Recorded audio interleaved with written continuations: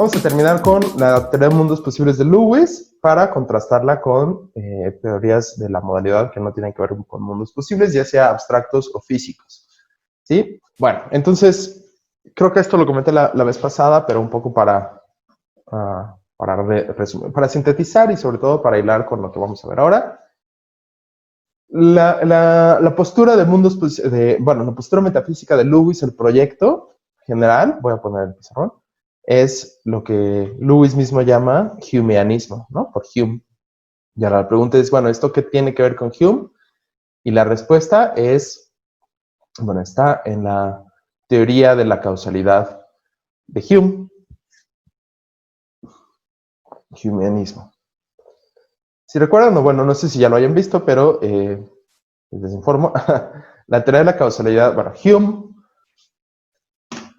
Bueno, aquí siempre que uno menciona una figura estándar, o siempre tiene uno que hacer este tipo de disclaimers, como el que voy a hacer ahora, que es, voy a basarme en la interpretación recibida o estándar de la filosofía de Hume. Sé que puede esto variar entre scholars, entre especialistas del filósofo y que se dediquen más a la historia de la filosofía. Pero bueno, no me voy a meter en eso, no es una clase de historia de la filosofía o una clase sobre Hume, sino voy a tomar como la interpretación más común o la interpretación estándar o recibida, digamos, de la filosofía de Hume, ¿vale? Bueno, y en esa interpretación, Hume era escéptico de la causalidad debido a su filosofía empirista del conocimiento, ¿sí? Bueno, entonces, para Hume, por supuesto, solo conocemos aquello que nos es dado en las impresiones, y eso pasa a formar cuando Hume dice algo así como que las ideas son impresiones desvanecidas o algo por el estilo, ¿no? Entonces es un empirismo muy radical. Básicamente todo lo que está en nuestra mente es producto de impresiones que tuvimos en algún momento de nuestras vidas, ¿sí? O, digamos, ideas que son de nuevo como estas impresiones desvanecidas, ideas que pegamos de alguna forma en la mente, ¿sí? ¿Y qué formas son esas de pegar ideas, digamos, de construir nuevas ideas a partir de las impresiones que ya tuvimos? No sé, no me voy a meter si hay otras, pero al menos esta idea de causalidad. Entonces, Hume de nuevo era escéptico acerca de la causalidad. ¿Por qué? Porque dada su filosofía empirista y dada su premisa de que nunca observamos realmente lo que suponemos que hay en la causalidad. ¿Y qué suponemos que hay en la causalidad? Hume decía, bueno, hay conjunción constante, que cuando un palo de billar le pega a una bola de billar, esta se mueve en cierta dirección, etcétera, con cierta velocidad. Contigüidad espacial, cercanía de la causa y el efecto, digamos. O sea, no hay una causalidad, ¿cómo diríamos? A distancia, no hay acción a distancia, básicamente. Esto como lo que parece estar diciendo Hume y como yo lo entiendo. Entonces Hume estaría, supongo, en desacuerdo con, por ejemplo, la ley de la gravitación de Newton, según la cual hay acción a distancia. Es decir, la Luna, que está a no sé cuántos miles de millones o lo que sea de kilómetros de aquí, no sé, de las playas de Acapulco, tiene efectos, o sea, causa ciertas cosas en las playas de Acapulco con los movimientos de las olas y eso, ¿no? Y de manera instantánea, ¿no? Es decir, la acción gravitatoria que ejerce la Luna sobre las aguas de los océanos es una acción inmediata que no parece estar mediada por, al menos en la ontología de Newton, Newton mismo reconocía que estaba sin explicar, que la acción de la gravitación no parece estar mediada por nada más en la ontología, de nuevo, de Newton, ¿sí? Por supuesto, la relatividad general lo explica y eso. Pero la ontología de Newton no es el caso, es una acción a distancia que es independiente de la separación de los cuerpos, y eso se ve en la ecuación, ¿no? De la ley de la gravitación. No aparece en ningún momento algún tipo de función, es decir, por supuesto, no hay una manera de calcular mediante la ley que la separación de los cuerpos involucre cierto retraso, cierto delay, digamos, de la acción gravitatoria que ejerce uno sobre el otro, ¿sí? Entonces es instantánea. Y tampoco hay en la ontología y en las leyes de Newton nada que medie eso, ¿no? No hay como, por ejemplo, con Maxwell un campo, ¿no? O con Einstein, un campo que es el campo del, en realidad, el campo métrico en el espacio-tiempo, ¿no? Bien, entonces Hume estaría en desacuerdo con esa idea, perdón, me fui muy lejos. Hume estaría en desacuerdo con esa idea, es decir, Hume estaría en desacuerdo con, o tendría muchas dudas, digámoslo así, con la idea newtoniana de una acción a distancia, porque él pensaba que siempre que pensamos en causalidad, pensamos en contigüidad espacial, en cercanía, ¿no? En localidad, por decirlo así. Por supuesto, también en mecánica cuántica, ¿no? La localidad es un tema muy, muy controvertido y parece no, se conoce como los teoremas de Weber, muestran que no hay una explicación local y bueno, que no acepte básicamente viajes en el tiempo, bueno, acción retroactiva de los fenómenos cuánticos, ¿sí? Pero bueno, esa era la idea de Hume. Entonces, contigüidad espacial o localidad y sucesión en el tiempo. Por supuesto, Hume también pensaba que, perdón, y conjunción constante, ¿no? Bueno, también sucesión en el tiempo, contigüidad espacial y conjunción constante. Pero Hume también pensaba, o había notado, que en nuestra idea de causalidad hay una idea de necesidad, ¿sí? De que necesariamente cada vez que yo aviente una piedra contra el cristal, ¿no? Va a pasar un efecto. El imprimirme, el que yo le imprima cierta fuerza a la piedra, que esto cambie su estado de movimiento y que esa piedra impacte contra el cristal, eso va a tener un cierto efecto, que el cristal se va a romper, ¿no? Necesariamente hay cierta necesidad en el hecho en que la existencia de la Luna, con sus características como la masa y sus relaciones pues con la Tierra, y en particular con las mareas de los océanos, necesariamente eso va a causar que estas cambien, las mareas de los océanos cambien de ciertas formas, ¿sí? Bueno, entonces Hume notaba esto, que en nuestra idea de causalidad hay una idea de necesidad, pero, de nuevo, como Hume era empirista, decía, yo no puedo encontrar en ninguna parte de mis impresiones a ninguna impresión de necesidad. Nunca veo, digamos, a la necesidad. Bueno, cuando decimos veo es una metáfora, porque, de nuevo, las impresiones son impresiones sensoriales, ¿no? No necesariamente solamente visuales, pero yo nunca veo, yo nunca percibo, no tengo impresión de la necesidad. Yo solo veo objetos que constantemente, después de que sucede un tipo de cosa, sucede otro tipo de cosa, y están cercanos entre sí, ¿sí? Allí hay un escepticismo sobre la causalidad, ¿sí? Por supuesto, la cuestión es más compleja y todo, pero no nos vamos a meter mucho con Hume. En fin, la idea que retoma Lewis del humanismo es esta idea del escepticismo acerca de la modalidad en la naturaleza. No es que Lewis sea un empirista, no es que Lewis tenga también una epistemología empirista de que todo lo que tenemos en la cabeza viene de la salud. No, no. De hecho, Lewis escribió relativamente poco, quizá un par de papers o artículos sobre epistemología, pero no tiene nada parecido a la epistemología de Hume, ¿sí? Lo que sí tiene es este escepticismo acerca de la necesidad de la naturaleza. Y lo fraseaba así. Bueno, es decir, primero voy a explicar un poco y el eslogan. Bueno, el eslogan es, no hay conexiones necesarias, esto ya lo mencioné creo, no hay conexiones necesarias entre existentes distintos, que significa, por supuesto, existentes en la naturaleza, ¿no? ¿En dónde más? ¿Qué significa? Conexiones necesarias, siempre. Es decir, para explicar el significado de esta eslogan, digamos, hay que explicar estas dos ideas, conexiones necesarias y existentes distintas. Conexiones necesarias, por ejemplo, como las que se darían si hubiera necesidad en las leyes de la naturaleza, ¿sí? Como muchos filósofos antes de Lewis y después de Lewis seguimos pensando que las leyes de la naturaleza dan cierta necesidad o involucran cierto tipo de necesidad en el mundo. ¿En qué sentido? Tomen la ley, supongamos E igual a mc al cuadrado, que no es una ley, sino consecuencia de la relatividad y así, pero, o sea, no una ley básica, pues, pero bueno. Tomemos E igual a mc al cuadrado, ¿no? La energía de un cuerpo es equivalente a su masa multiplicado por el cuadrado de la velocidad de la luz. Si eso es verdad, entonces da o impone cierta necesidad en la naturaleza. ¿En qué sentido?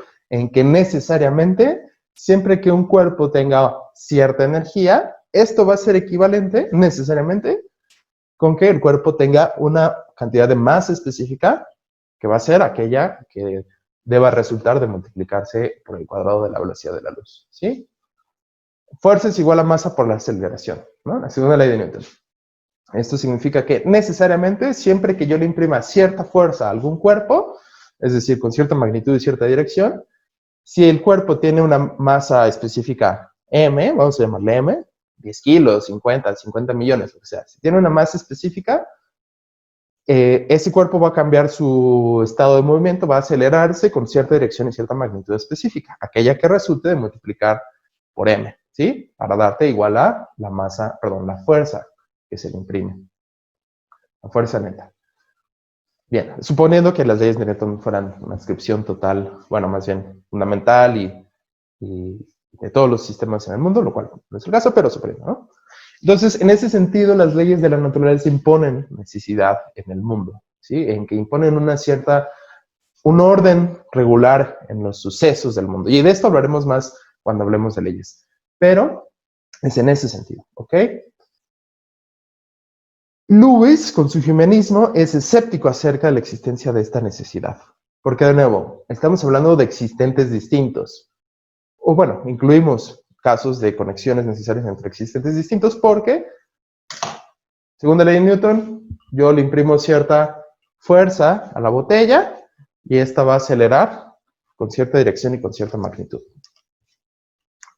Necesariamente, si creemos una idea tradicional, digamos. La pregunta de Lewis es, ¿y por qué? ¿Dónde está esa necesidad? ¿Sí? ¿Qué es lo que hace que estas dos cosas, que son distintas, tengan esa conexión necesaria? No hay una explicación. Ese es el temor de Lewis, ¿no? Digamos, no hay, o la objeción inicial o la incomodidad inicial que motiva todo el proyecto es no hay una explicación de por qué dos cosas distintas tendrían que estar conectadas con esta conexión tan fuerte que es la conexión, es alguna conexión necesaria dada por las leyes, ¿sí? Por supuesto, dirían, bueno, la explicación de por qué hay conexión necesaria es porque hay una ley. Y la respuesta ahí es, ¿y qué?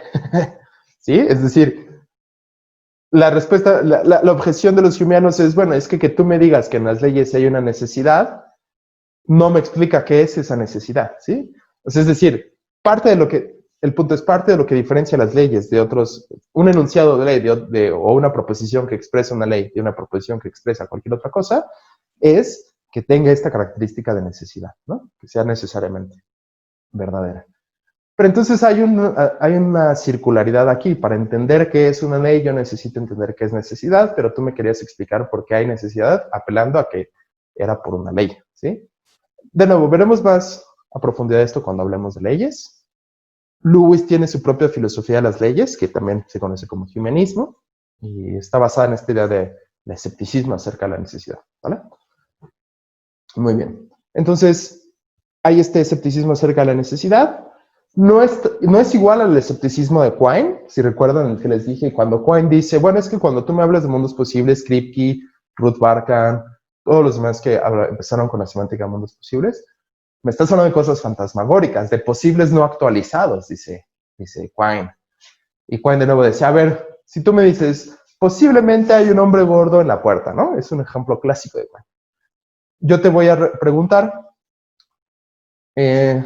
¿cuántos de esos hombres gordos hay? No me puedes individuar uno, porque si tú me dices, ahí hay uno, yo te puedo decir, pero también posiblemente hay otro más delgado, o más gordo, o una mujer, ¿sí? O sea, no necesaria, o sea, tú me dices, posiblemente hay un hombre gordo en la puerta, no me individúa un único posible que esté ahí, ¿sí?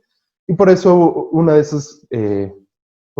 los intentos para hacerlo es el esencialismo, como veremos.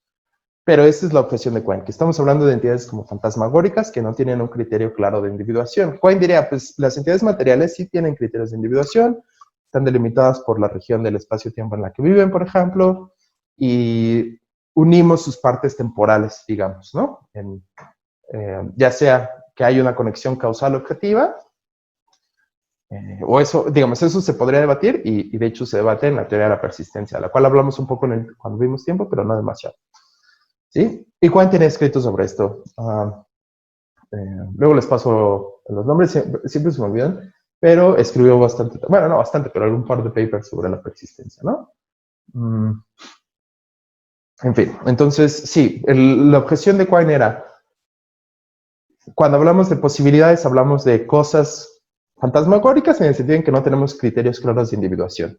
Y uno de los eslogans quineanos famosos es no entity without identity, no entidad sin identidad, es decir, no podemos aceptar en la ontología una entidad o clase o tipo de entidades que no tenga criterios claros de individuación, que no separe a una cosa de las demás. ¿Sí? Hablaremos más sobre individuación de nuevo si tenemos tiempo. Eso por un lado. Y por otro lado, el escepticismo de Lewis sobre la necesidad de la naturaleza. ¿Sí? Entonces son distintos, pero están relacionados en que no quieren aceptar ninguno de los dos como una característica básica de la realidad, una característica, se dice, primitiva de la realidad, la existencia de modalidad, de necesidad y de posibilidad en el mundo. ¿Sí? En eso se parece. ¿Hasta aquí todo bien? Esto es la motivación de Lewis, del humanismo. ¿Sí?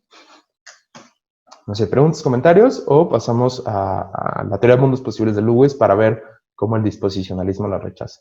Vale, entonces humanismo, esa era la motivación de Lewis. Bueno, y con esta motivación, Lewis, a diferencia de Quine, sí quiere aceptar modalidad. Sí quiere aceptar que hay, se dice, condiciones de, perdón, sí, condiciones de verdad para los enunciados modales. ¿Sí? Lewis sí quiere aceptar que hay condiciones de verdad para los enunciados modales, es decir, que hay una forma objetiva. Después dudaremos de esto, que realmente qué tan objetiva termina siendo la modalidad de Lewis. Pero inicialmente, él sí quiere decir que hay una forma objetiva en que los enunciados, las proposiciones modales, aquellas que hablan de necesariamente sucede esto, posiblemente sucede esto, hay una forma objetiva en que estas son verdaderas o falsas, ¿sí? Que no es solamente convención, coherencia, algo así subjetivo, ¿no? Por supuesto, hay estas teorías de los mundos posibles. Si leen el artículo que está en la carpeta de Edgar González Varela, él da un repaso de estas teorías antirrealistas, por ejemplo. Edgar, de hecho, sostiene una teoría así. Teorías antirrealistas de la modalidad, teorías que no le adjudican un carácter objetivo a las condiciones de verdad de los enunciados modales, ¿sí? Pero Lewis no era así, al menos inicialmente. Lewis pensaba que sí lo había, ¿sí? Solo pensaba que no era primitivo, que no era básico.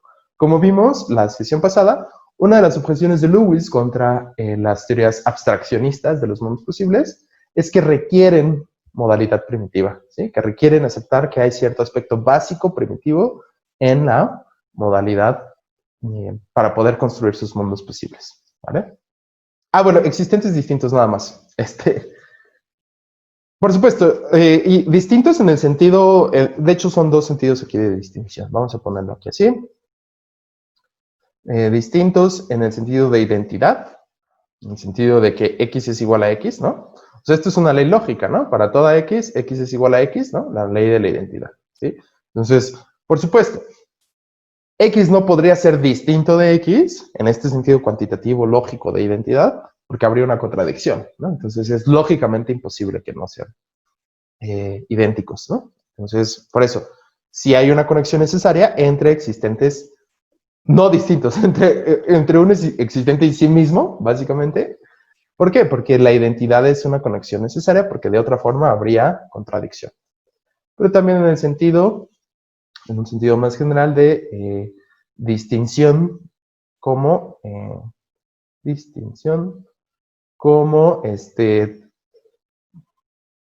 traslape meriológico, ¿no? Bueno, esto ahora no quiere decir nada, pero algo relacionado con la relación de parte y todo, ¿sí? Es decir, ¿qué quiero decir con esto? Mi mano, aunque es lógicamente, en el sentido lógico de identidad, distinta a mí, no soy yo, no soy idéntico a mi mano, pero mi mano, como es parte de mí, no es un existente totalmente distinto de mí, ¿no? Entonces, esto viene de hecho de Armstrong, de quien Lewis lo toma, pero no es un existente totalmente distinto de mí. Entonces, por supuesto, ahí ya hay más idea de cómo podríamos explicar cierta conexión necesaria entre mi mano y yo, ¿no? ¿Por qué? Porque no estamos totalmente separados, básicamente, ¿sí? Entonces, por eso lo restringimos a existentes distintos. Bueno, entonces, al lado de eso, queremos algún tipo de objetivismo en la modalidad, pero también queremos algún tipo de reduccionismo, ¿sí? Entonces yo diría que estas son las constricciones básicas que definen el proyecto Lewis y que ahora vamos a ver cómo lo entienden. Reduccionismo, ¿sí? Que la modalidad no sea básica, voy a ponerlo aquí de hecho, no sea básica, no sea irreductible, no sea fundamental, como él criticaba que lo hacían las teorías abstraccionistas, que son sus razones para rechazarlas. Y quiere ser objetivista porque, como lo explica en el primer capítulo de su libro, hay muchos usos en la filosofía de los conceptos modales. Es decir, los conceptos modales son aplicables para resolver o al menos entender, aclarar la naturaleza de muchos problemas, ¿no? Entonces, por ejemplo, por supuesto, el concepto de modalidad, el concepto de cercanía, de contenido, o sea, de cercanía en el sentido de verisimilitud, de contenido, de propiedades, de actualidad, ¿vale? Entonces, todas estas cuestiones en filosofía de la ciencia, filosofía de la mente, en filosofía del lenguaje, en metafísica, por supuesto, de las propiedades, pues de la modalidad, obviamente, son cuestiones en las que postular una pluralidad de mundos posibles, por eso nos llama así, sobre la pluralidad de mundos, on the plurality of worlds. Todas esas cuestiones son áreas en las que postular una pluralidad de mundos posibles es útil, de nuevo, para resolver o al menos, es decir, para diseñar teorías que resuelvan problemas filosóficos o al menos para aclarar la naturaleza de esos problemas, para entenderlos de forma más manejable, ¿sí? Por ejemplo, relacionarlos con un cálculo lógico, ¿sí? Entonces, Lewis hace explícitamente un razonamiento abductivo del tipo que hacen más o menos los realistas sobre las matemáticas que vimos con Quine, por ejemplo. Como las matemáticas son tan útiles para la ciencia, por ejemplo, está justificado postular que existen, ¿sí? Porque si no postulamos que existen, tendremos que explicar por qué son tan útiles y este tipo de cosas. Digo, lo dije muy simplificado, pero esto ya lo revisamos, ¿sí? Él, de hecho, da el ejemplo de Cantor. Cómo la teoría de conjuntos de Cantor es tan útil para sistematizar a la matemática, está justificado pensar que los conjuntos existen como entidades matemáticas. Lewis, el argumento básico es cómo los mundos posibles, postular una pluralidad de mundos posibles, es tan útil para aclarar y resolver problemas filosóficos, está justificado postular que existen, ¿sí? Pensar que quizá de hecho existen, ¿sí? De nuevo, él mismo diría, está justificado, no digo que sea un caso definitivo y entonces ya está establecido y ya, más bien está justificado, es razonable pensar que existen y voy a basar lo que viene, diría Lewis, sobre esa hipótesis. Es una hipótesis justificada. Podría equivocarme y lo que sea, pero hasta ahorita es razonable suponerlo. Es lo que diría Lewis, ¿sí? Entonces, aquí tendríamos, de hecho, siguiendo con eso, tendríamos aquí un argumento abductivo para su existencia, para la existencia de mundos posibles, parecido al argumento del realismo en las matemáticas y de la pluralidad de conjuntos. De hecho, el primer capítulo se llama Un paraíso para los filósofos.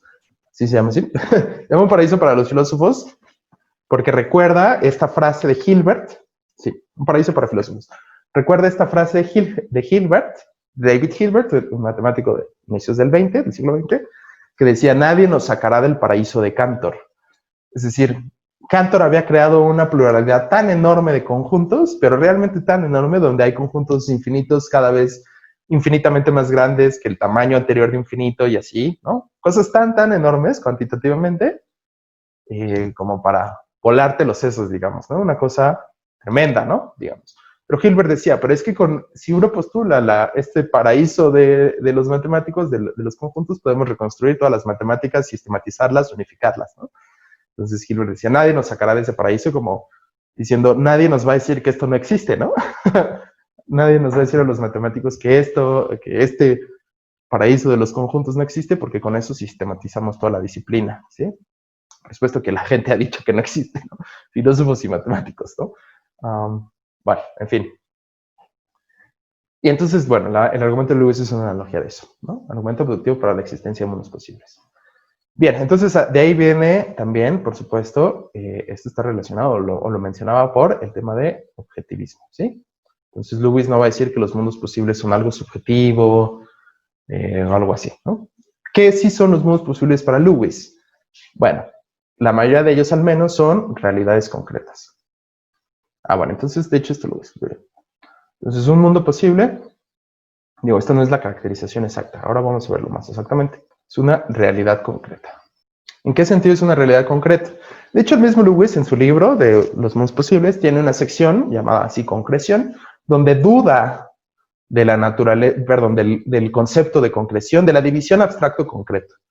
Para Lewis esta división no es en absoluto clara, no hay, o sea, él revisa varias maneras de hacer esta división, ¿no? Entre cosas concretas y materiales, perdón, concretas, materiales y abstractas, de lo cual ya hablamos un poco cuando hablamos de objetos abstractos precisamente, y encuentra que todas esas que se han propuesto son u oscuras o no parecen tener las implicaciones que uno pensaría que tienen, que debe tener una teoría correcta de los objetos abstractos versus concretos, ¿no? Su conclusión en la sección, de hecho, la va a leer, es un párrafo, dice, así que en general, aunque con algunas dudas en relación con la vía del ejemplo y la vía negativa, ¿qué es esto? Son formas de intentar entender el concepto de concreción o la distinción abstracto-concreto, ¿no? La vía del ejemplo es decir, para entender esta distinción, es decir, apuntar a cosas y decir, estas son concretas, estas son abstractas. Entonces, número 2, abstracto. Botella de agua, concreto. Libro, concreto. La función del coseno, abstracto, ¿no? El universal del rojo, abstracto. Las ondas de sonido, concretas, ¿no? La fuerza de gravedad, concreta, etcétera, ¿no? Esa es la vía del ejemplo. Y la vía negativa es intentar caracterizar esta distinción de forma, pues, negativa, ¿no? Es decir, por lo que no es. Entonces, un objeto concreto no es un objeto abstracto. Bueno, no, por ejemplo, más bien los objetos abstractos, ese es más común caracterizarlos por la vía negativa. Un objeto abstracto no es material, un objeto abstracto no tiene interacciones, un objeto con otros objetos, no interactúa físicamente, por supuesto, no tiene relaciones causales, ¿sí? Un objeto abstracto no vive, no existe en el tiempo, no existe en el espacio, no existe en ningún lugar, ¿sí? Esa sería la vía negativa, ¿sí? Entonces, bueno, aunque con algunas dudas en relación con la vía del ejemplo y la vía negativa, parece que, en efecto, yo debería decir que los mundos, como yo los entiendo, son concretos, al igual que muchas de sus partes, aunque quizá no todas. ¿Por qué no todas? Porque Lewis piensa que podrían haber universales que no sean concretos, que sean abstractos, pero que sean parte de un mundo posible, ¿sí? O bueno, partes de universales, de hecho. En fin. Pero también, dice Lewis, parece que decir esto es decir algo ciertamente muy ambiguo. Es mera cuestión de suerte que todas las resoluciones de esa ambigüedad sean verdaderas. ¿Sí? Bueno, nada más eso. Y de hecho el párrafo inicial, puesto que dije que otros mundos son del mismo tipo que nuestro mundo, sin duda esperarán que diga que los mundos e individuos posibles son concretos, no abstractos. Pero no estoy seguro de querer decir esto así sin más. No porque mi postura sea la opuesta, sino porque no me queda nada claro qué quieren decir los filósofos cuando hablan de lo concreto y lo abstracto en relación con esto. Tal vez estaría de acuerdo con la afirmación, signifique lo signifique, pero sigue sin parecerme una manera útil de explicar lo que pienso, ¿sí? Y entonces, bueno, eso es una sección muy breve, pero lo que Lewis va a hacer en esta sección es decir, dar sus objeciones de precisamente por qué no le parece una distinción que se haya definido de forma suficientemente clara. Pero bueno, entonces, esto solo para decir, sí, Lewis tendría dudas con la idea de explicar su tesis como la idea de que los mundos posibles son realidades concretas, pero es una forma suficientemente buena, yo creo, de entenderla, ¿sí? Y esto se opone a lo que él llama ersatzismo, las teorías de los mundos posibles como entidades abstractas, conjuntos de proposiciones, propiedades complejas, escenarios, estados de cosas, etcétera, ¿no? Todas esas teorías de los mundos posibles como entidades abstractas son opuestas a lo que Lewis pensaba, que son, pues, universos alternativos, literalmente, ¿sí? Donde suceden cosas igual de concretas y reales que aquí. Ahorita vamos a explicar más esta realidad concreta. Tenemos esto y además una teoría indexical de la actualización, ¿sí? Entonces, a ver si así lo traduce Eduardo García, indexical, o le pone deíctica. Pero bueno, ahora les digo. ¿Qué quiere decir esto? Bueno, para la visión estándar, digamos, dice análisis indéxico. Pues una teoría, un análisis indéxico de la actualización. Entonces, para las ideas más estándar, donde los mundos posibles son abstractos, digo, probablemente solo Lewis creía literalmente, o quizá ni siquiera él, que había estos mundos concretos, ¿no? O sea, digo, hay lewisianos que los defienden y otros que parecen hablar de mundos concretos. Bueno, sí hablan de mundos concretos, pero es una teoría muy poco popular, obviamente, ¿no? Porque esta idea de que un filósofo puede llegar y postular este pluriverso de realidades alternativas, pues suena como a cosmología, ¿no? Más que como algo que podríamos hacer. Pero bueno, entonces, la teoría más estándar, más aceptada, es la idea de que los mundos posibles son algún tipo de entidades abstractas. Y bajo esas teorías, esta realidad en la que nosotros vivimos no es un mundo posible en ese sentido, porque no es una realidad abstracta. Este es el universo. Hay un mundo posible en este sentido abstracto que, digamos, se corresponde con este universo, ¿sí?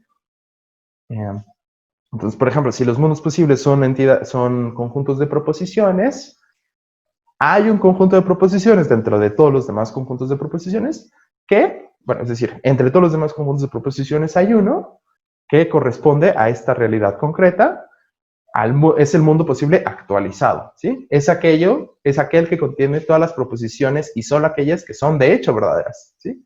Bueno, decir de hecho es decir actualizadamente verdaderas.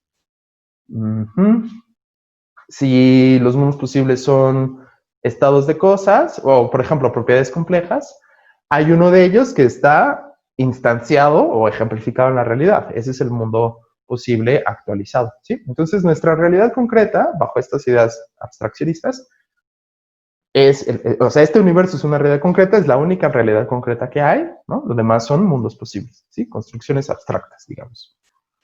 No necesitan ser construcciones nuestras, ¿no? Sino propiedades complejas, estados de cosas, conjuntos de proposiciones, etc. ¿Sí? Bueno, todos los demás mundos son mundos meramente posibles, que no están actualizados, ¿sí? Y ya les dije cómo se analiza esta noción de actualización en diferentes teorías. Bueno, conjuntos de proposiciones, el de las proposiciones que sean todas verdaderas. Propiedades complejas, aquellas que estén ejemplificadas, ¿sí? Estados de cosas, aquellos que se den, que se obtengan, ¿sí? Etcétera. Entonces, diferentes teorías de mundos posibles, diferentes conceptos de actualización. Pero el punto es que nuestra realidad concreta es un mundo posible, es el único mundo posible actualizado. Lo demás son mundos meramente posibles, que no existen. ¿No? Al decir meramente posibles es que podrían haber existido, pero no existen, no se dan. El nuestro es el único. Para Lewis, eso está mal. ¿Por qué? Porque para Lewis, de nuevo, todos los mundos posibles son realidades concretas igual que este. ¿Cómo entiende entonces Lewis a la actualización? Lewis piensa que no es una propiedad absoluta, ¿sí? Es decir, no es que esté el pluriverso de mundos posibles y dentro de y para alguno de esos hay una propiedad distintiva que lo hace ser actualizado, el mundo posible actualizado, el que está actualizado. No es esa la concepción de Lewis. Lewis la rechaza, piensa que eso es extraño, que no hay una explicación de nuevo por qué habría un único mundo posible actualizado, ¿sí? Por supuesto, yo creo que todo eso está mal y está tomando las cosas, está volteando las cosas y es un malentendido enorme, pero bueno, Lewis piensa que la propiedad de ser actualizado en realidad es una propiedad relacional. Para Lewis es exactamente del mismo tipo de propiedades como la propiedad de un lugar de ser aquí o la propiedad de un momento de ser ahora. Bueno, excepto para los presentistas, pero si uno piensa en el tiempo o en el espacio-tiempo como piensan los eternalistas, como una entidad que existe toda ella, digamos, no como los presentistas, bueno, no hay una noción de ahora absoluta, ¿no? Ahora, ¿a qué se refiere mi palabra ahora? Pues se refiere al momento en el que yo la menciono, ¿no? Entonces, ahora estamos aquí. ¿A qué se refiere aquí? No hay un aquí privilegiado en el universo. No es que haya algún lugar en el universo, algún punto, o alguna región que sea el aquí. No, por supuesto, no. Aquí se refiere a dónde estoy yo, o a dónde están ustedes, o a dónde estamos si estamos conversando. Aquí puede ser este punto de esta habitación, o México, o la Tierra, pero digo, esto es más contextual, ¿no? Hay criterios contextuales en el habla, pero no se refiere a algún lugar específico, ¿sí? Algún lugar determinado y absoluto. Para Lewis la actualización es así. Cuando decimos de hecho, cuando nos referimos a la realidad actualizada, no nos referimos a algo que tenga una distinción absoluta en el pluriverso. Nos referimos a la realidad en la que estamos, ¿sí? Entonces, no es una propiedad metafísicamente sustantiva, así como excepto para los presentistas, ser ahora no es una propiedad metafísicamente sustantiva. Igual que para básicamente nadie, no hay ninguna propiedad metafísicamente sustantiva referida por aquí. Aquí solamente es el lugar en el que estamos. Igual, de hecho, actualizado es solamente el mundo en el que estamos. En otro mundo posible, en otra realidad concreta, en otro universo alternativo, bueno, en un universo alternativo, de hecho y actualizado se refiere a su mundo posible, ¿sí? Entonces, es una teoría completamente distinta de lo que también se conoce como actualismo, ¿sí? La idea de que hay una distinción absoluta entre los mundos posibles. Todos ellos, excepto uno, son meramente posibles y hay uno que es un mundo posible actualizado y lo único que existe es lo que está actualizado. Todo lo demás es meramente posible y no existe, ¿sí?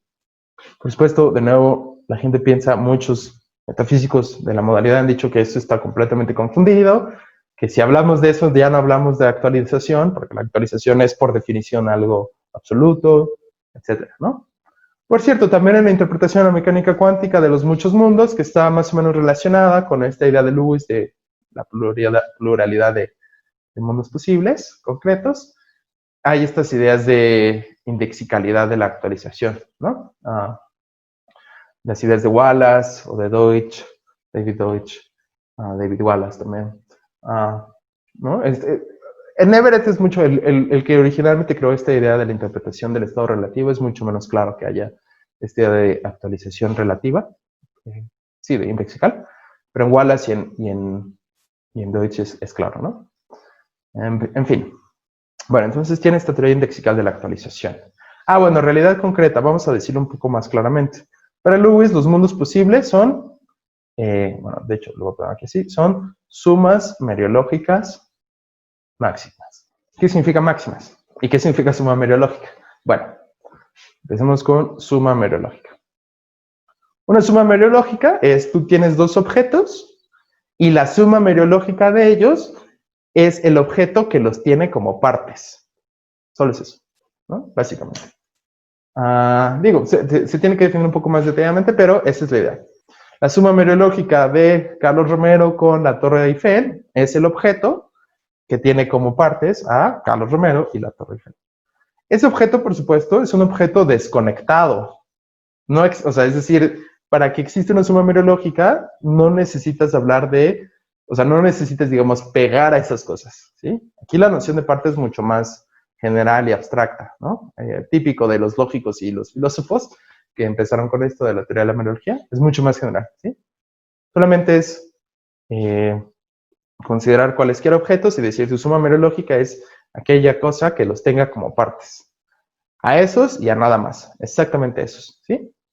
Por ejemplo, yo sí soy una suma meriológica bajo esta concepción de partes que sí están conectadas, ¿no? Mi mano, mi brazo, mi tronco, mi cabeza sí están conectadas, entonces aquí sí hay una suma meriológica por mis partes, ¿no? La suma meriológica del conjunto de estas cosas soy yo, bueno, mi cuerpo o lo que sea, ¿no?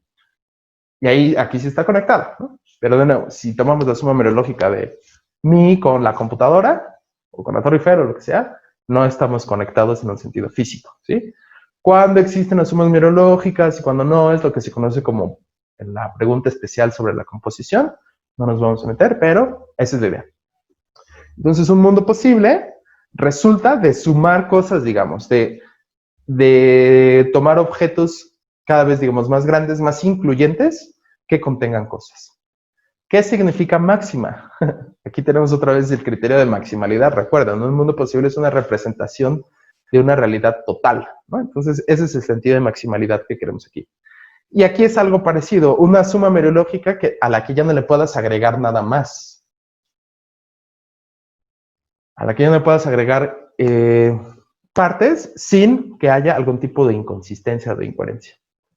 Ah, pero los perspicaces se habrán dado cuenta de ya no puedas agregar nada más, hay aquí cierto tipo de modalidad.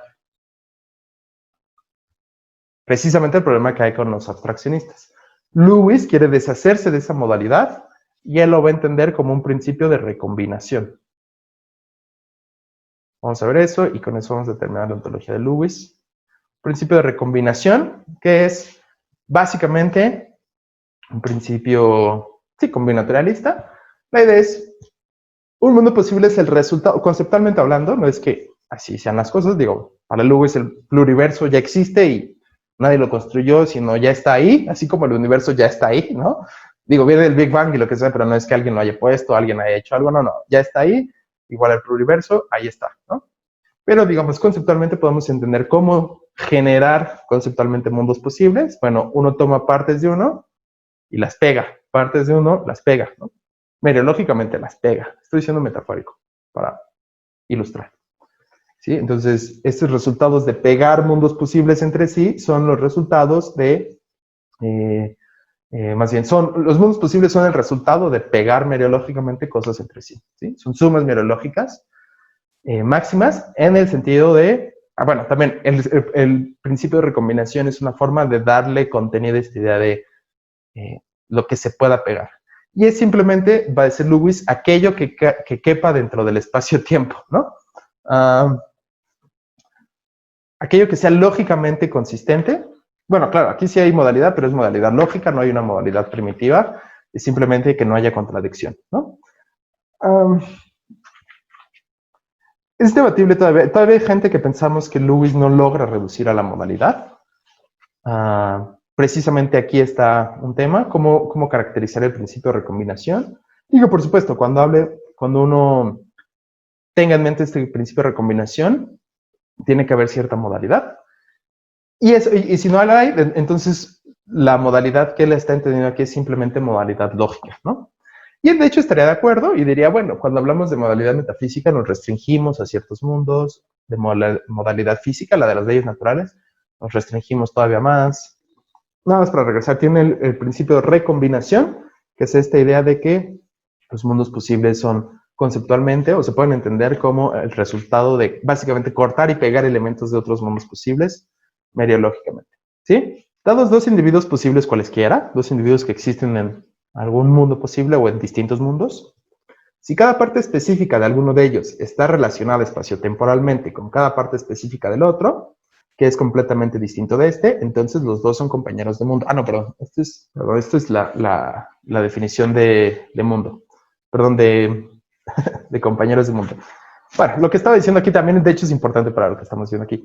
Lo que estaba diciendo aquí es la definición de qué significa existir en un mismo mundo. Significa que tengas interacciones causales. Espera, no. Pues es una, pero es más fuerte de lo que de hecho él dice. No, perdón. No. Interacciones causales, por supuesto, es suficiente para que tú existas en el mismo mundo. Es decir, lo dije súper oscuro. Si dos individuos, si dos cosas, X y Y, tienen alguna interacción causal, X causa algo en Y o Y causa algo en X, eso es suficiente, eso basta para saber que X y Y existen en el mismo mundo posible. Porque no hay conexiones causales entre mundos posibles distintos, están separados. Hace rato mencioné que en la interpretación de muchos mundos esto no sucede, bueno, también parece haber esta idea de mundos concretos, al menos no en toda interpretación.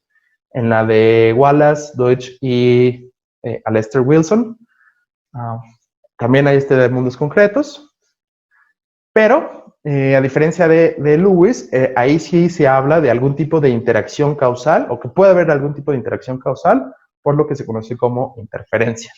¿Sí? De hecho, explícitamente Deutsch introduce a los mundos posibles como aquello que explica, o bueno, a los universos alternativos, aquello que explica Por ejemplo, el experimento de la doble rendija, ¿sí? No nos vamos a meter sobre eso, pero si les interesa la ontología de la mecánica cuántica, va por ahí, ¿no? Lewis no. Lewis piensa que entre mundos posibles no hay interacciones causales. Nada puede causar o afectar o ser afectado por nada en otro mundo. Entonces, si hay relaciones causales, eso basta para saber que están en el mismo mundo. Pero la conexión necesaria es que haya, entonces, eso es suficiente. La condición necesaria es que haya relaciones espaciotemporales. Que una cosa esté arriba de la otra, que una cosa esté antes de la otra, esté después de la otra, esté a la izquierda de la otra, ese tipo de cosas, ¿no? O relaciones métricas, por supuesto. ¿Sí? Entonces, sí, condición necesaria para ser parte del mismo mundo, tener relaciones espaciotemporales. La idea es que mundos posibles distintos no tienen relaciones espaciotemporales entre sí. Un mundo posible no está ni cerca ni lejos de otro mundo posible, ¿sí? No está ni arriba ni abajo. No. ¿Por qué? Porque esas relaciones espaciotemporales requerirían que vivieran en el mundo, en el mismo espacio-tiempo. Y no, cada mundo posible, al menos los más típicos, ¿no? Los más naturales, vienen con su propio espacio-tiempo. No hay nada más que los conecte entre sí, ¿sí? No hay relaciones espaciotemporales. No están ni lejos, ni cerca, ni arriba, ni abajo, etc. ¿Sí? Entonces, bueno, eso separa los mundos. Eso es lo que los hace distintos. Y lo que los construye es este principio de recombinación, de cortar y pegar, digamos, mientras sea lógicamente coherente. Es eso. ¿Sí? Entonces, recombinación, sumas mereológicas máximas, espaciotemporales y causales. ¿Sí? Entonces, esto es lo que individúa o diferencia un mundo de los demás. ¿Vale? Ok, entonces en ese sentido los mundos posibles son universos aislados. No interactúan, no están cerca ni lejos. Bueno, tenemos también la teoría de contrapartes. Sí, voy a mencionar rápidamente. Teoría de contrapartes, que es la teoría de Lewis de la predicación modal. Para Lewis, que yo diga, por ejemplo, no sé, Carlos podría haber sido un filósofo, perdón, un abogado. Siempre utilizo el abogado. Carlos podría haber sido un abogado. Eso significa las condiciones de verdad de esa oración, es decir, cómo le asignamos una proposición a esa oración, es que en algún otro mundo posible haya otra cosa, estrictamente hablando, ¿no? Es otra entidad que sea muy parecida a Carlos, sea similar a Carlos, a mí, a Carlos de este mundo, y que sea un abogado, ¿sí? Esa relación de similaridad es la que determina la relación de contrapartes o contrapartidas. Entonces es determinada por una relación de similaridad. Pero también hay un factor contextual o pragmático aquí, ¿sí? Porque lo contextual es los criterios de similaridad que se tienen. Voy a explicarlo. Entonces, Carlos podría haber sido un abogado. Dice Lewis, ¿eso es verdadero? Sí, solamente sí. Hay otra cosa, un individuo en algún otro mundo posible, o en algún mundo posible, puede ser pero en algún mundo posible, que es suficientemente parecido a este Carlos y que es un abogado. Ok. Suficientemente parecido, ¿qué significa eso? Y dice Lewis, bueno, cuando tú hablas y enuncias estos enunciados modales, tú tienes en mente un criterio, no puede ser, o sea, no necesita ser totalmente o definitivamente o claramente definido. Tienes algún criterio de qué estás contando como posible y qué estás contando como imposible. Y ese criterio, en realidad, es un criterio de similaridad entre las cosas de mundos posibles distintos. Por ejemplo, cuando yo digo, Carlos no podría haber sido una pizza de pepperoni, ¿no? Es decir, no hay ninguna posibilidad para mí de que yo hubiera sido o vaya a ser una pizza de pepperoni. Diría Lewis, lo que está sucediendo ahí es que para todas las pizzas de pepperoni que hay en el pluriverso, bueno, ahora respondo a la pregunta. Para todas las pizzas que hay en el pluriverso, en algún mundo posible, todas las pizzas que están en los mundos posibles, no hay ninguna suficientemente parecida a esta cosa de la que yo pueda decir, bueno, Carlos podría haber sido eso. Establecer una relación de contrapartida o contraparte. Bien, no hay ninguna cosa suficientemente parecida bajo los criterios que tenemos en este contexto. Si yo estoy diciendo, Carlos no podría haber sido una pizza de pepperoni, lo que yo estoy diciendo es, no hay ninguna cosa que yo pueda contar como suficientemente parecida para decir que podría haber sido él, ¿sí? Entonces, a final de cuentas, la relación de contraparte es similaridad, que hay cierta similaridad objetiva, pero también es contextual. En un contexto de conversación, literalmente, cuando enunciamos estas oraciones modales, tenemos en mente algún criterio, dice Lewis. Y ese criterio es el que determina si hay o no una contraparte. Entonces, a final de cuentas, si se fijan, hay subjetividad aquí. ¿Por qué? Porque hay un criterio involucrado en la conversación, con diferentes criterios contextuales, diferentes contextos. De hecho, esto mismo dice Lewis, en diferentes contextos puede cambiar la relación que tenemos de contrapartes. Eso significa que en diferentes contextos, diferentes oraciones modales van a ser verdaderas. Y no hay ningún conflicto. No es que unas sean verdaderas y las otras no, sino son verdaderas bajo diferentes criterios de similaridad. Bueno, esto lo puedo responder de una vez. Dice Verónica, ¿el pluriverso tiene alguna relación con el multiverso? Sí, digamos, son formas más o menos equivalentes. Es decir, son dos formas de llamarle al conjunto de mundos posibles. En este contexto, hay gente que utiliza las palabras de otras formas. En este contexto de la metafísica analítica y a veces también, de nuevo, la interpretación de muchos mundos de la mecánica cuántica, multiverso, pluriverso, formas de llamarle a los conjuntos, bueno, a este conjunto de los universos posibles, mundos posibles, ¿sí? Bueno, entonces ahora voy a la pregunta de Carlos, pero solo para cerrar, entonces, la teoría de contrapartes implica que las oraciones sobre qué es la modalidad, perdón, sobre las oraciones modales van a tener este elemento, pues, conversacional, subjetivo, contextual, ¿sí? Que puede cambiar de un contexto a otro. Eso significa que mis posibilidades no están determinadas objetivamente. Claro, bajo una relación de contrapartes están completamente determinadas, pero como podemos cambiar de una relación a otra en diferentes contextos de conversación, no hay una relación de contraparte especial, según Lewis. Esto después Lewis lo va a aplicar para su teoría de las personas, ¿no? Un artículo llamado Counterparts of Persons and Their Bodies, ¿no? Contrapartes de las personas y sus cuerpos. Pero bueno, eso ahora no nos interesa. El punto es, hay este elemento, ¿no?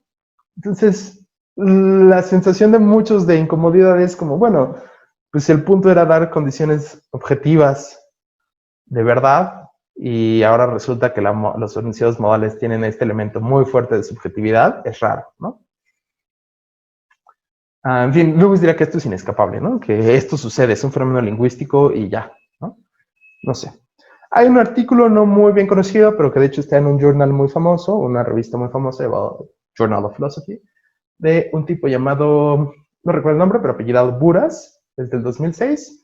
Y tampoco recuerdo el nombre del paper, se los paso si quieren, pero es donde Buras dice, pero la concepción de Lewis de las propiedades naturales, que mencionamos en aquellos lejanos tiempos cuando hablamos de propiedades, con esa concepción uno puede determinar una relación de contraparte privilegiada, como objetiva, la relación de contraparte más natural. Entonces, sería una forma de rescatar la idea de Lewis sería una forma de introducir objetividad en el discurso modal, contrario a las intenciones de Lewis. De hecho, Buras se lo pone como objeción a Lewis. Buras dice, Lewis piensa que no hay una relación objetiva, pero de hecho, con su teoría de la naturalidad de las propiedades naturales, o sea, su teoría de la naturalidad o teoría de las propiedades naturales, se puede construir una. Entonces Lewis estaba equivocado con esto, y de hecho dice Buras, con esto se puede revivir al esencialismo objetivo dentro del marco teórico de Lewis. Hablaremos más sobre eso, del esencialismo. Pero bueno, esto es de hecho es una objeción, ¿sí? Bueno, eso es sobre teoría de contrapartes. Es decir, Lewis no piensa que yo en este universo y yo, comillas, en otro universo, que en realidad son cosas distintas, lógicamente distintas, en el sentido cuantitativo, lógico, estricto.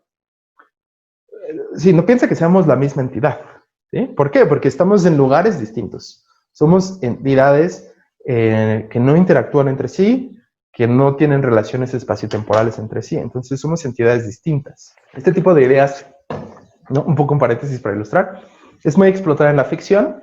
Bueno, no sé, no sé cuántas películas o series o novelas o cómics hayan leído sobre multiversos o pluriversos. Pero, por ejemplo, aquí mi referencia claramente es Rick and Morty, ¿no? Si alguna vez han visto esa serie, Rick and Morty es una serie animada que está en Netflix. Solo para ilustrar, por ejemplo, hay todo en el pluriverso hay tantos Ricks, uno de los protagonistas, que incluso hay una de las realidades de ese pluriverso, ¿no? Seleccionan una, ninguna es más especial que las otras, esa es de hecho una de las lecciones del programa, ¿no? Una de las cosas que hacen que Rick sea tan nihilista, como la idea de, bueno, como ninguna es privilegiada, ninguna es especial, pues realmente nada importa, ¿no? Claro, esta es una consecuencia que Lewis no saca de su teoría, pero que Rick, de Rick and Morty, sí, ¿no?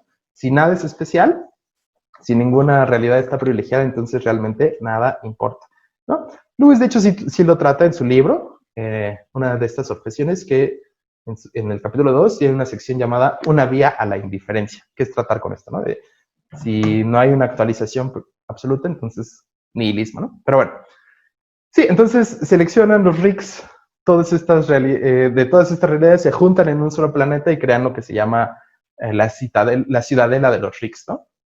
En fin, es una ilustración y por supuesto son cosas distintas. Un Rick se habla al otro y solo son Ricks de diferentes universos, ¿no? Y eso es precisamente lo que pensará Lewis, a excepción de que Lewis, por supuesto, no pensaría que se puede viajar de una realidad alternativa a otra, ya sea con una pistola de portales o no, pero eso es lo que pensaba Lewis, que son cosas distintas, ¿no? Y no pueden interactuar, no están relacionados espacio-temporalmente, ¿vale? Bueno, entonces ahora sí, pregunta Carlos, si los mundos posibles son realidades concretas, no entiendo dónde están si no interactúan temporal ni espacialmente con otros mundos posibles, ni con el nuestro. No interactúan causalmente tampoco. Pues no se puede decir que están en algún lugar. Eso de inicio, ¿no? Es decir, yo no puedo decir, si yo supiera más astronomía, podría quizá tener un mapa del universo y decir, mira, Andrómeda está en esta cierta, o sea, tantos años luz de la Tierra, ¿no? O Alpha Centauri, o etcétera, ¿no? Entonces, sí puedo decir en dónde está, en ese sentido. Tener un mapa, digamos, del universo, ¿no? Del universo conocido, por supuesto, como lo tienen pues, la gente que hace astronomía. Sí podría tener esto, pero no puede ser igual con los mundos posibles. Yo no podría tener un mapa del pluriverso o un cronograma del universo, ¿no? Una historia de cómo se ha desarrollado. Porque, de nuevo, según Lewis, no están relacionados espacial ni temporalmente, ni causalmente, por supuesto. Entonces, a la pregunta de Lewis, ¿en dónde están? Uno se vería tentado a decir, pues no están en ningún lado. Pero eso también estaría mal. ¿Por qué? Porque decir en ningún lado, nos estamos refiriendo a ningún lado de nuestro universo. No están en ninguna parte de este universo. ¿Sí? Y Lewis diría, no, eso es un error categorial. Es como decir que la función de la tangente, la función tangente sabe rica o huele a chocolate. Eso ni siquiera tiene sentido. Es decir, podemos preguntarnos, ¿la función tangente es diferenciable? ¿No es diferenciable? ¿Cuál es el cuadrado o la inversa de la función tangente? ¿No? Eso tiene sentido y puede ser que sí lo sea, puede ser que no lo sea, ¿no? Lo que no tiene sentido es preguntarnos, ¿sabe a chocolate o no sabe a chocolate? Es que si uno dice, no, pues claramente no sabe a chocolate. No, ni siquiera es eso, porque no tiene sentido adscribirle algún tipo de sabor, ¿sí? A la función tangente. Es un error categorial. Y lo mismo pensaba Lewis de los pluriversos y el universo. Y los universos, pues. Perdón, del pluriverso, de los universos que están en el pluriverso. No tiene sentido atribuirles alguna localización. Ni tiene sentido negarles una localización, porque la localización de la que hablamos es localización en este universo, que es del espacio-tiempo que existe, ¿no? Entonces, Lewis diría, ni siquiera diría, no están en ninguna parte, diría, no tiene sentido, es un error categorial preguntarse en dónde están, ¿sí? Podemos preguntar en dónde está Alpha Centauri, podemos preguntar en dónde está Bolivia, en dónde está Londres, en dónde está la Luna, ¿no? Porque son cosas que viven aquí, ¿vale? Pero no podemos preguntarnos en dónde están los demás mundos. Dice Carlos, ni siquiera podemos decir que están afuera de nuestro universo, tampoco, porque es una relación espacial, ¿no? Dice Marco, ¿podría poner un ejemplo de algo que sea verdadero en un contexto y luego falso en otro? Sí, por supuesto. Por ejemplo, este es un ejemplo clásico. Si yo consideren el concepto de alto, ¿sí? Si ustedes van a... No podría ser. Digo, no quiero ser prejuicioso, pero parece que, por ejemplo, en Japón, en promedio, la gente tiende a medir un poco menos que o sea, tener una altura menor a el promedio de Suecia, ¿no? Entonces, si ustedes van a Japón, la gente quizá le llame alto a las personas de 1,75, digamos, o 1,80 si quieren, ¿no? Incluso en México le llamamos altas a las personas de 1,80. En Suecia ese es el promedio, 1,80, ¿no? Entonces, o más o menos por ahí. Entonces, si tú vas a Suecia, la gente no le va a llamar alto a alguien de 1,80. O le va a llamar alto quizá a alguien de 2 metros. Para nosotros sería altísimo, supongo, ¿no? Pero ese tipo de cosas. O, digamos, es decir, en el contexto del habla cotidiana de Japón, es verdadero decir que Pancho de 1,70 es alto. Pero en el contexto del habla cotidiana en Suecia, es falso decir de Pancho, que mide 1,70, que es alto, ¿sí? O sea, la gente de ahí no te diría que es verdad, sino te diría, porque se está utilizando de formas distintas la palabra alto en contextos distintos. Hay variación contextual.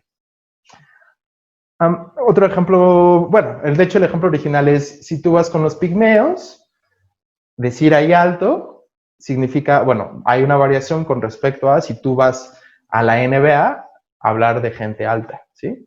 Quizá para los pigmeos, cuando yo llego a su sociedad, es verdad decir en ese contexto, yo soy alto, pero si yo voy a un partido de los Lakers, ciertamente ahí la gente no diría que soy alta, ¿no? Ciertamente no. ¿Sí? Entonces, hay variación contextual. Y eso es a lo que se refiere Lewis. En diferentes contextos, así como varía el significado de alto o la referencia de qué es alto, así en diferentes contextos va a variar la referencia de qué es actualizado. Perdón, no actualizado. Bueno, también, esto es indexical. En diferentes contextos va a variar la referencia de qué es posible para un individuo, porque va a variar la referencia de qué es similar a ese individuo, ¿sí? Entonces, ten en cuenta, la modalidad se basa en esta relación de similaridad entre objetos de distintos mundos posibles. Espero que eso ayude. Si no, Marco, avísame. Bueno, vamos a cerrar con las objeciones del potencialismo a estas ideas. A los mundos posibles como tales, de hecho, no solo a la idea de Lewis. Primera, dice Marco, sí, gracias. Ok, chido. Primera, el potencialismo y el esencialismo, de hecho, suelen entenderse, y de hecho muchos defensores de estas ideas te lo van a decir así, son ideas aristotélicas. Por supuesto, radicalmente opuestas al humanismo. ¿En qué sentido son ideas aristotélicas? En el sentido de que para estas personas, para esencialistas y potencialistas, que ahorita vamos a decir un poco más qué significa esto, sí hay necesidad en la naturaleza. Sí hay necesidad en la naturaleza. De hecho, es un aspecto muy importante de la naturaleza que haya conexiones necesarias, ¿sí? Porque así vamos a explicar leyes, ahora veremos disposiciones, esencias, y estos aristotélicos, bueno, los aristotélicos, o neoaristotélicos si quieren, vamos a ponerlo aquí. Esta es una de las 1000 maneras en que se utiliza el término neoaristotelismo o aristotelismo, ¿eh? O sea, no relacionen inmediatamente esto con alguna otra cosa que puedan escuchar sobre aristotelismo. Esta es una de las 1000 formas en que la gente se autonombra aristotélica, ¿sí? Es como hablar de gente que se autoclasifica como heraclíteas o teorías o con herencia heraclitia o teorías kantianas, ¿no? O teorías platonistas, ¿no? También otro caso de eso, ¿no? O sea, son nombres tan influyentes, con ideas como tan generales que se pueden replicar de distintas formas, que no hay que irse con la finta de que significan lo mismo en todo contexto. Aquí neoaristotélico significa eso, una oposición a la idea neohumeana de que hay necesidad, más bien, contra la idea neohumeana de que no hay necesidad de naturaleza. Una oposición diciendo sí la hay, y es muy importante, un aspecto muy importante. Es algo objetivo, natural, básico incluso, ¿sí? Y no solo eso, no solo es esta idea de la fundamentalidad de la modalidad, sino también una idea de, como veremos ahora, pues, o sea, son dos conceptos típicamente, o bueno, se piensa así, aristotélicos. La idea de potencia y la idea de esencia, ¿sí? O sea, por supuesto, son dos conceptos clásicos de la o bueno, fundamentales o muy importantes en el esquema teórico de Aristóteles, de la metafísica de Aristóteles. Y de nuevo, solo porque están relacionados conceptualmente, hay ciertas ideas parecidas a las de Aristóteles, no significa en absoluto que estos neoaristotelistas de los que vamos a hablar ahora compren o adopten, digamos, toda la metafísica aristotélica, el heliomorfismo, la materia informe, la forma, la usía, no significa nada de eso, ¿sí? Solo significa específicamente que van a aceptar ideas típicamente parecidas a algo típicamente aristotélico, que es potencia o esencia, ¿sí? O las dos, de hecho, en algunos casos, ¿sí? Entonces, no es que compren toda la metafísica, ¿no? O sea, no es un refrito, porque no es decir, Aristóteles y ya, punto. O sea, no es aceptarlo todavía, sino tener alguna influencia, ¿sí? Pero le ponen el nombre aristotélico para un poco marcar la tradición de la que vienen y cómo se diferencian del contrario, que es estos neogimeanos como Lewis, ¿vale? Y otra gente que lo defiende en ontología de la física y en metafísica modal, ¿sí? Entonces, bueno, en primera, entonces, estos otros proyectos son literalmente proyectos distintos que parten de suposiciones distintas, quieren llegar a lugares distintos y piensan que el otro simplemente está mal, ¿sí? Y hay objeciones en contra, pero también una idea es desarrollar estos proyectos de forma suficientemente clara y sistemática y después contrastarlo con otro y entonces, incluso independientemente de las objeciones que se tengan, ver cuál de los dos proyectos ya bien desarrollado sistemáticamente tiene más ventajas o desventajas, teóricamente hablando, ¿no? ¿Cuál explica más cosas de forma más clara, más sistemática? ¿Cuál se relaciona mejor quizá con otras áreas de la filosofía o de la ciencia? Con lo que se tenga que relacionar con la lógica modal, por ejemplo, ¿no? ¿Cuál responde mejor incluso a nuestras intuiciones de los conceptos modales? ¿Sí? Entonces, es una visión más global de cómo comparar proyectos filosóficos metafísicos. No así objeciones definitivas, ¿no? Como dicen en inglés, knockdown, así de te doy una objeción y ya con eso mato tu proyecto definitivamente, que a veces se intenta dar también, pero sobre todo construir un proyecto sistemáticamente y comparar con otros y decir, bueno, mira, ya que desarrollamos ambas ideas, nos llevan acá y cuál de los dos caminos es el mejor, ¿no? Comparar. El proyecto Lewis está muy bien desarrollado, ¿no? Está el mundo, perdón, la pluralidad de los mundos, el libro completo, muchos artículos sobre teoría de contrapartes y su lógica, sobre diferentes aspectos. Entonces ya está bastante bien desarrollado, no es que nadie sepa qué quiere decir. Digo, hay cosas oscuras, pero ya está bien desarrollado. Y la idea es tener lo mismo para el aristotelismo, ¿sí? Bueno, entonces les decía, se opone al humanismo en esta idea de que, esto lo vamos a tomar como característico, si hay necesidad en la naturaleza. Hay necesidad básica, no subjetiva, objetiva y básica o fundamental. Vamos a usar el término más común hoy en día, fundamental en la naturaleza con mayúscula para que se vea más metafísico. En la naturaleza. ¿Ok? Esta es la idea contrastante con el humanismo, que el humanismo es muy deflacionista y estos no, son inflacionistas simples. Empecemos por el potencialismo y yo creo que la próxima vamos a terminar con esencialismo y pasaremos a leyes. Porque pasaremos a leyes, yo creo que, o sea, quisiera pasar la próxima a leyes porque se relaciona muy bien con el potencialismo. O quizá por eso sea mejor hablar primero de esencialismo y la próxima potencialismo y leyes. Sí, veamos esencialismo, ¿no? De nuevo, son ideas neoaristotélicas. Si les interesa mi opinión, yo no creo en ninguna de las tres, ni el esencialismo, ni el potencialismo, ni el neohumanismo. Soy realista, pero yo tengo otras ideas muy distintas. Bueno, no muy distintas, de hecho. Pero creo que obviamente cada quien piensa que sus propuestas filosóficas son mejores, ¿no? Les digo porque ya estoy terminando mi tesis de doctorado y justamente es desarrollar una teoría alternativa a estas tres, ¿no? No es ni aristotélica, ni humeana, pero sí es objetivista y pienso que se puede utilizar para interpretación de la física y todas esas cosas bonitas.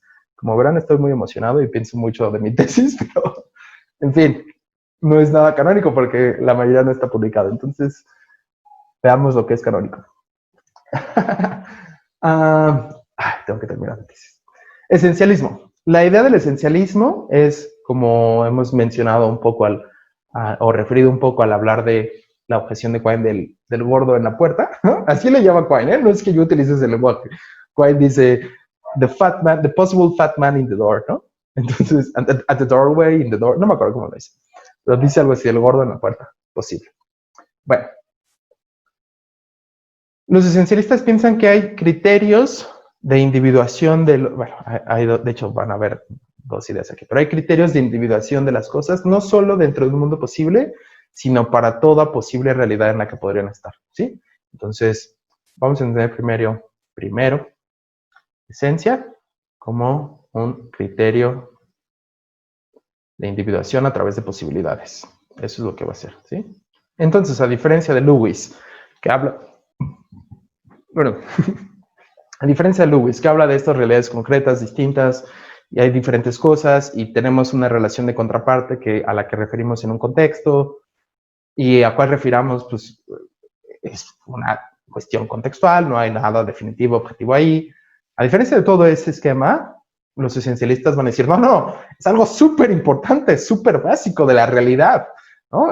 Un aspecto metafísico, pero cuando la gente dice metafísico piensa en algo fantasmal y energías y cuarzos, y nada. Es algo súper importante de la realidad, la esencia de las cosas. Por ejemplo, yo puedo decir, o bueno, cuando yo digo, yo podría haber sido un abogado, eso es verdadero solamente si es compatible con mi esencia, ¿sí? Porque si no es compatible con mi esencia, es imposible. Entonces, yo no puedo hacer una pizza de pepperoni, yo no podré ser una pizza, ya sea temporal o en términos atemporales, yo no puedo hacer una pizza de pepperoni porque mi esencia lo impide. Porque no es compatible con mi naturaleza, en este otro sentido, no en el que hace rato pusimos con mayúscula. No es compatible con mi naturaleza, con mi esencia, con lo que soy, en este sentido metafísico, que yo sea una pizza de pepperoni. Ok, esa es la idea. Entonces, por ahí va la idea de esencia. ¿Cómo es esto de individuación? Bueno, un objeto, la pregunta de Quine de dónde está, o más bien cuántos hombres gordos hay en la puerta, los esencialistas te dirían, bueno, ¿cuántas esencias son compatibles con que haya un individuo gordo en la puerta? ¿Me explico? O sea, obviamente, ¿cuántos posibles hombres gordos hay en esta puerta? Dirían, pues ninguno, porque son meramente posibles. No hay ninguno, ¿sí? Son meramente posibles. La pregunta, ¿cuántos individuos meramente posibles hay? Eso no tiene una respuesta definitiva, pero no significa que no tengan una identidad, como diría Quine. ¿Por qué? ¿Por qué no tiene una respuesta definitiva? Pues porque uno puede pensar en un continuo de mundos donde hay un hombre gordo aquí, y luego otro acá, y así, ¿no? No tiene mucho sentido esa pregunta de cuántos hay. Pero sí tiene sentido decir que los que se callan van a estar individuados, separados de forma objetiva, uno de los otros, por su esencia, ¿sí? Quizá un hombre posible gordo soy yo, versión más gorda. Quizá otro hombre posible es Agustín Carstens, ¿no? O lo que sea, que podríamos estar en esa parte. Y son diferenciados, se diferencian entre sí debido a su esencia, ¿sí? A la esencia que tienen. Tenemos esencias distintas, Carstens y yo, gracias a Dios. Entonces, bueno, Carstens diría lo mismo, ¿no? Así de, ese filósofo pobre no quisiera ser él, ¿no? En fin, bromita. Tenemos esencias distintas y eso es lo que explica que haya posibilidades distintas ahí. Una en la que estoy yo, una en la que está Carstens, una en la que está Trump, ¿no? Otro hombre gordo, y así. ¿Vale? Entonces, esa es la idea esencialista de individuación a través de posibilidades y criterio, a su vez, como ya mencioné, criterio de posibilidad. La idea es que mis posibilidades son aquellas cosas o aquellos estados compatibles con mi esencia, como les dije, ¿no? Entonces aquí, compatibilidad con esencia. Pero también la esencia tiene un papel explicativo o definicional. ¿Qué papel? Bueno, que la esencia de un objeto define lo que realmente es ese objeto. O, bajo otras concepciones, explica las características de ese objeto. Son cosas distintas, de hecho. ¿Sí? De hecho, voy a poner aquí una desigualdad, pero las dos ideas se han propuesto. Por ejemplo, Copy, el del libro de lógica, Irving Copy, tiene un artículo donde habla de esta concepción explicativa de la esencia. Gorman también, Michael Gorman, tienen estas ideas de la esencia como aquello que explica las demás propiedades del objeto. Kip Fine, en el artículo que leyeron, tiene una idea más definicional. Y por supuesto, esta idea definicional viene, como menciona Fine, al menos desde Aristóteles, o más bien parece venir desde Aristóteles, pero al menos explícitamente, al menos desde Locke. ¿Sí? La idea de que la esencia es la definición real, así le llamaba Locke, la definición real de las cosas. ¿Sí? Entonces, aquí vamos a distinguir entre definición real. ¿Sí? Y esto va a ser distinto de la definición nominal, que es una definición de términos o palabras. ¿Sí? Entonces, si yo les digo, la palabra soltero se define como hombre no casado. Esa es mi definición de la palabra soltero. Estoy haciendo una definición nominal. Estoy definiendo qué significa esa palabra. Ya. Fine piensa que, como Locke, junto con Locke, y Mill también parece, no, perdón, menciona a Mill como contrario. Bueno, gente como Locke, me parece como Aristóteles, piensan que, además de definir términos o conceptos, se pueden definir, o bueno, existen definiciones de las cosas. Definiciones reales, objetivas, que no son pertenecientes a ningún lenguaje particular, no son algo que esté en nuestra cabeza, necesariamente, pues, no tiene nada que ver con eso, fundamentalmente, ¿no? Son definiciones reales. Entonces, el ejemplo que da Kip Fine, ya con esto vamos a cerrar con las ideas de Fine, y la próxima veremos las objeciones de Fine a la teoría modalista. Veremos potencialismo y leyes, ¿no? Sí, la próxima cerramos con las objeciones de Fine. Si leyeron el artículo de Fine, todo esto de el conjunto unitario de Sócrates y la Torre Eiffel y todo esto, lo mencionaremos la próxima, ¿sí? Lo explicaremos la próxima. También el potencialismo. Bueno, del potencialismo me gustaría darles más referencias, pero en español hay precisamente nada hasta donde yo he visto. Siempre busco artículos relacionados con el tema en español. Digo, en inglés hay muchísimo, por supuesto, y un poco en alemán también, pero en español no he encontrado uno bueno, así que resuma el potencialismo. Yo estoy escribiendo uno, pero es en inglés también, si no se los pasaría. Sí, no tengo nada. Sí, entonces ahí voy a pensar mejor qué decirles que lean, o voy a buscar más, pero según yo no hay. En fin, paréntesis. Bueno, entonces, Fine, el ejemplo que da es, toma a Sócrates y toma el conjunto que no importa, a Sócrates igual. Bueno, toma a Sócrates y Fine dirá, ¿cuál es la definición real de Sócrates? Bueno, esto puede ser cuestión de debate, ¿no? Entre los metafísicos. Fine, la intención de Fine, en este artículo que les mencioné, que les recomendé, esencia y modalidad, en ese artículo la intención de Fine no es proponer una idea sobre cuál es la esencia de Sócrates o de los seres humanos o de nada. Solo es proponer la idea de que hay esencias, que estas son diferentes del tratamiento lógico-modal que se suele dar en las teorías más estándar posibles, y que con las esencias tenemos una teoría de cómo existe la posibilidad en el mundo, ¿sí? Una teoría que reduce la posibilidad a la esencia, ¿sí? En el folder, creo que puse en el folder sobre esencialismo, debe estar un artículo mío donde yo digo que eso está mal, que Fine no logra reducir esencia a modalidad. ¿Sí? Publicado el año pasado, pero bueno, si no está, avísenme. Digo, de nuevo, ya sé que es muy pretencioso recomendar su propia literatura, pero solo para que sepan que eso existe. Pero sí, habemos gente que rechazamos estas ideas de Fine, pero han sido ideas muy influyentes. La idea de que la esencia de las cosas es lo que define, a su vez, la posibilidad de las cosas. De esta forma de compatibilidad, ¿no? Aquello que es compatible con las cosas, con su esencia. Bueno, entonces, de nuevo, Fine no quería proponer que la esencia de Sócrates es tal, pero dijo, bueno, supongamos, podría ser quizá ser una persona, eso es parte de su definición real, ¿sí? Quizá tener los padres que tuvo, como pensaba Crick y el esencialismo al origen, algo así, ¿sí? En fin, entonces, eso o el conjunto que contiene, ¿qué les gusta? El número 1, el conjunto unitario del 1, se define como, la definición real de esto es aquel conjunto cuyo único miembro es el número 1. Esa es su definición real, porque nada más la tiene, nada más podría tener esa definición, y en cualquier mundo posible, cualquier cosa que cumpla con esa definición real es ninguna otra que este conjunto, ¿sí? Es muy bonito, ¿eh? Para cosas tan sencillas como el conjunto unitario, ¿sí? es menos fácil de ver qué esencia podría tener algo como Sócrates, o como su servidor, o como esta computadora, ¿sí? Es menos fácil de ver cuál sería esa esencia.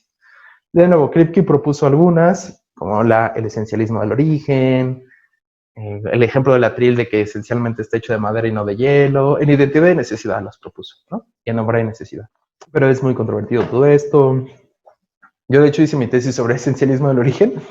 Me pareció muy interesante la idea de poder establecer lógicamente alguna tesis metafísica modal, en particular el esencialismo, y parece que el esencialismo del origen era como el más intuitivo.